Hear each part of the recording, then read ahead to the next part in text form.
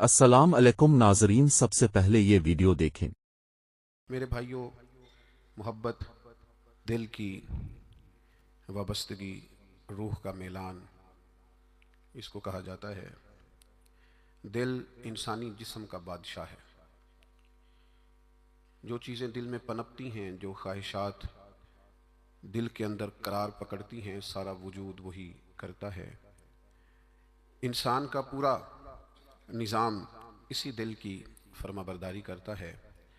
لیکن ہوتا یہ ہے کہ نہ چاہتے ہوئے بھی، سمجھ بوجھ رکھتے ہوئے بھی، چیزوں کے مضر اثرات سے آگاہی رکھتے ہوئے بھی، بعض اوقات دل ایسی چیزوں کی طرف میلان کرتا ہے جو بڑی نقصان دہ ہوتی ہے۔ انسان کے وجود کا بھی، اس کی روح کا بھی، اس کے باطن کا بھی، وہ چیزیں بہت زیادہ نقصان کرتی ہیں۔ لیکن انسان ان سے بعض اوقات نجات نہیں حاصل کر پاتا۔ مثلا سب کو پتہ ہوتا ہے کہ ہرس، لالچ، ہوس یہ کوئی اچھی چیز نہیں۔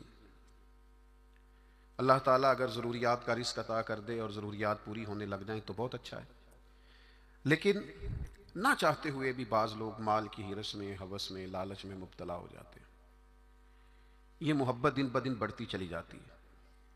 وہ خود اپنے آپ سے کئی دفعہ سوال کرتے ہیں کہ یا دل تو نے تو ایک دفعہ یہ کہا تھا کہ بس میری ضروریات پوری ہونے لگ جائیں، 2 وقت کی روٹی چلنے لگ جائے، بچوں کے اخراجات نکلنے لگ جائیں، سر چھپانے کو ایک مکان مل جائے تو کافی ہے، اب تو کدھر نکل گیا؟ لیکن بہت سارا اس سے بڑھ کر اللہ نے فضل کر دیا، خواہش سے بڑھ کر عطا کر دیا، لیکن کہیں ٹھہراؤ نہیں ہو پا رہا، دل رک نہیں رہا۔ روز مال کی محبت، مال کا لالچ بڑھتا چلا جاتا ہے۔ یہ اس قدر زیادہ نقصان کرتا ہے کہ نبی کریم صلی اللہ تعالیٰ علیہ وسلم نے ارشاد فرمایا کہ دنیا کی محبت ہر گناہ کی جڑ ہے۔ یعنی لوگ سمجھتے ہیں کہ معمولی بات ہے کہ میرے دل میں مال کی محبت بیٹھ گئی ہے، لیکن یہ بڑا گہرا مرض ہے۔ بعض لوگ کہتے ہیں نا کہ یہ مرض آ جائے تو اس کی وجہ سے 70 مرض اور بھی لگ جاتے ہیں۔ تو یہ دنیا کی محبت وہ مرض ہے، مال کی محبت وہ بیماری ہے کہ جس کی وجہ سے سینکڑوں امراض پیدا ہوتے ہیں، حلال حرام کی تمیز اٹھ جاتی ہے، رشتوں کا تقدس پامال ہو جاتا ہے، بہن بھائیوں کے رشتوں میں دراڑ آ جاتی ہے۔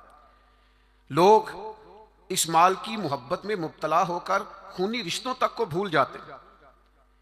تو اگر محبت کو صحیح رستہ نہ ملا، یہ محبت الہی اور محبت رسول صلی اللہ تعالیٰ علیہ وسلم کے خوبصورت عنوانات کی عادی نہ ہوئی، تو پھر یاد رکھیے گا کہ مال کی محبت تو پورے طور پر اجاڑ دے گی، اندر کو تباہ کر دے گی۔ ایک دوسری محبت بڑا نقصان کرتی ہے، وہ ہے شہرت کی محبت۔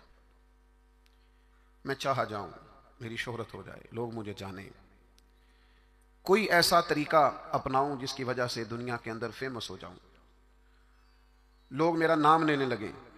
آپ یقین کریں، سوشل میڈیا کے اوپر بڑے بڑے وزادار، بڑے بڑے باریش لوگ، بڑے بڑے اچھے اور اچھی قد و قامت اور اچھا نام رکھنے والے لوگ فقط مشہور ہونے کے لیے وہ حرکتیں کرتے پھرتے ہیں کہ کوئی بھی سنجیدہ آدمی دیکھے تو شرم سے اس کی نظر جھک جاتی۔ یہ شہرت، اس کا لالچ، یہ شہرت کی طلب اور شہرت حاصل کرنے کے لیے ایسے خطرناک طریقوں کا حصول، شہرت حاصل کرنے کے لیے ایسے کمزور اور ایسے اخلاق سے گرے ہوئے رویے کا انداز، تباہ کر دیا اس نے دنیا کو، اجاڑ کے رکھ دیا ہے لوگوں کو۔ آپ یقین کریں، اچھے بھلے سمجھدار لوگ تھے، اچھے بھلے معاملہ فہم لوگ تھے، الجھ گئے ہیں۔ ذہن بن گیا ہے کہ بس جو کچھ ہے وہ یہی شہرت ہی ہے۔ او میرے بھائیوں سنو، حضرت مولا علی شیر خدا فرماتے ہیں، مصنف ابن ابی شیبہ میں موجود ہے، حضرت مولا کائنات فرماتے ہیں اسے مبارک ہو جسے تھوڑے لوگ جانتے ہیں۔ وہ قابل مبارکباد ہے جس کا تعارف کم لوگوں میں، جس کو ذرا زیادہ لوگوں میں جس کی شناخت نہیں ہے۔ میرے بھائی، آپ کبھی ان لوگوں سے پوچھ کر تو دیکھو، ان سے کبھی ملاقات تو کرو جو بڑے مشہور ہو گئے، کبھی ان کی تنہائی میں ان کے پاس تو بیٹھو، ان سے پوچھو تو صحیح۔ اس شہرت کے سبب سے انہیں کچھ ایسے کام بھی کرنا پڑتے ہیں جو وہ کرنا نہیں چاہتے، انہیں کچھ ایسے رستوں سے بھی گزرنا پڑتا ہے جہاں سے گزرنے کا کبھی انہوں نے سوچا بھی نہ تھا۔ وہ تو چاہتے تھے کہ کوئی تنہائی ہوتی، قرآن مجید کا نسخہ ہوتا، 5 سدانے والی تسبیح ہوتی، کہیں مصلے کا نور ہوتا، دل میں ہو یاد تیری گوشہ تنہائی ہو، پھر تو خلوت میں عجب انجمن آرائی ہو۔ دل چاہتا تھا لیکن یہ شہرت، اس کی طلب۔ ہاں ایک بات ہے، اگر آپ شہرت چاہتے ہیں، معروف ہونا چاہتے ہیں، مشہور ہونا چاہتے ہیں، بہت سارے لوگوں میں چاہتے ہیں کہ آپ کا نام سنہری حروف سے ہو اور زیادہ لوگ آپ کو جانے پہچانے، تو قرآن مجید نے نسخہ دیا ہے۔ فرمایا ان الذین آمنوا وعملوا الصالحات سیجعل لهم الرحمن ودا، جو ایمان لانے کے بعد نیک عمل کرے گا رب لوگوں کے دلوں میں محبت پیدا فرما دے گا۔ رحمان ایسا ماحول بنا دے گا کہ ان لوگوں کے دلوں میں، اللہ تعالیٰ لوگوں کے دلوں میں اس بندے کی محبت پیدا کر دے گا۔ ایک اور محبت ہوتی ہے،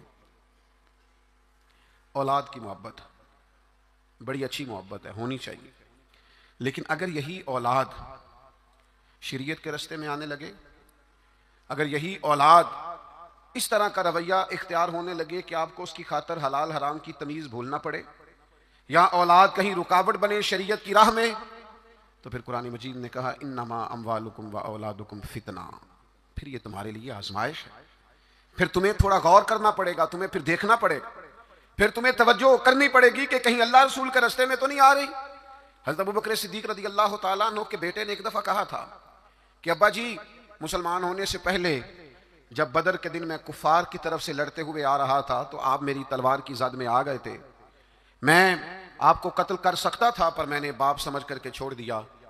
تو سیدنا ابو بکر صدیق فرمانے لگے بیٹا تو ابھی کلمہ نہیں پڑھتا تھا، تو نے مجھے باپ سمجھ کے چھوڑ دیا، اگر تو بدر والے دن میری تلوار کے نیچے آتا تو میں تجھے کبھی بیٹا سمجھ کے معاف نہ کرتا، دین کا مخالف سمجھ کے قتل کر دیتا۔ اس لیے کہ جو اولاد شریعت کے راستے میں آئے گی، دین کے راستے میں آئے گی، پیغام حق کے راستے میں آئے گی، اسے اولاد سمجھ کر درگزر تھوڑا کیا جائے گا۔ میرے عزیزو، وطن کی محبت بھی کبھی غالب آتی ہے، علاقے کی محبت بھی کبھی غالب آتی ہے۔ انسان جہاں پیدا ہوتا ہے، جہاں جوان ہوتا ہے، جہاں وقت گزارتا ہے، جہاں اس کے احباب ہوتے ہیں، جہاں اس کی دوستیاں ہوتی ہیں، جہاں اس کے تعلقات ہوتے ہیں، وہ محبت بھی کبھی غالب آتی ہے۔ لیکن یاد رکھنا، سارا کچھ ہی مکہ مکرمہ میں موجود تھا، وہیں پیدا ہوئے تھے صحابہ، وہیں دوستیاں تھیں، تعلق تھے، رشتہ داریاں تھیں، لیکن جب پتہ چلا نا کہ محبوب کو مدینہ پسند ہے تو پھر کسی نے بھی وطن سے پیار نہیں کیا، محمد عربی کے شہر سے محبت فرمائی ہے۔ آپ ان ساری محبتوں کو گنتے جائیں، وہ دولت کی ہو، وہ شہرت کی ہو، وہ اقتدار کی ہو، وہ اولاد کی ہو، وہ محبت آپ کے لیے وطن کی محبت ہو، یہ ساری محبتیں قربان کی جائیں گی، لیکن اگر کسی محبت کو حاصل کیا جائے گا تو وہ اللہ رسول کی محبت ہے۔